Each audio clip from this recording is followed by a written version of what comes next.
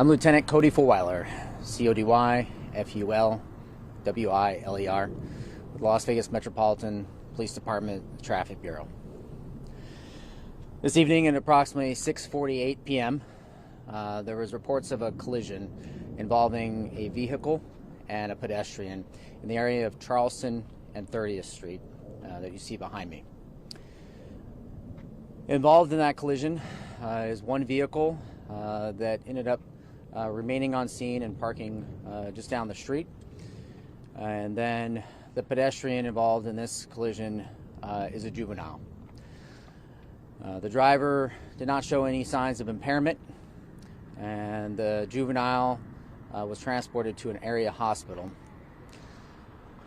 Preliminarily, it appears that the juvenile was crossing outside of a marked crosswalk, as well as an implied crosswalk when the juvenile was struck. The juvenile was transported to the area hospital, and despite all life-saving measures, was pronounced deceased at that area hospital. The age of that juvenile is 10 years old. There was no signs of impairment with the driver, and the driver did remain on scene. The investigation is still ongoing, and this area will be closed for approximately the next 4 to 5 hours while the fatal detectives on scene are completing their investigation.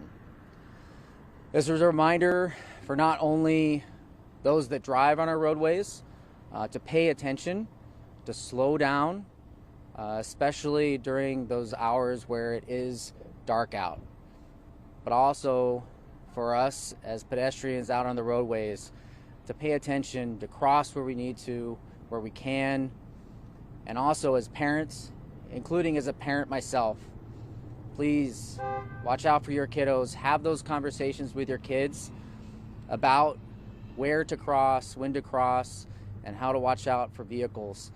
Because at the end of the day, as we saw last year, we don't want this to continue. This is a 10-year-old that is not going to be there with their family any longer. And as I said, a parent myself, a tragic, tragic incident that happened tonight. And we don't want to see this continue.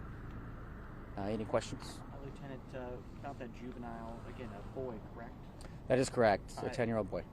Was that juvenile unattended? You mentioned crosswalk. Was that juvenile with anybody? Was anyone else injured? At this time, there's the investigation is still ongoing as far as if anyone is with the juvenile. But I will say that the driver in this instance did not sustain any injuries or claim any injuries. The vehicle we saw, you mentioned it. There was a vehicle that we saw. We heard from other witnesses that vehicle was far from the scene. You mentioned stayed on scene. Why do we know if that vehicle remained close to where the accident happened or went further down? Can you give any explanation to that? And that's still being investigated, but remained close by the scene. And then this intersection, is this a hotbed intersection for Metro? I know you've put out many different intersections. Is this a problem area that you guys have focused on in the past, or is this fairly an uncommon area for these types of accidents? We focus in on any of the areas where there may be a high flow of pedestrian traffic or vehicular traffic.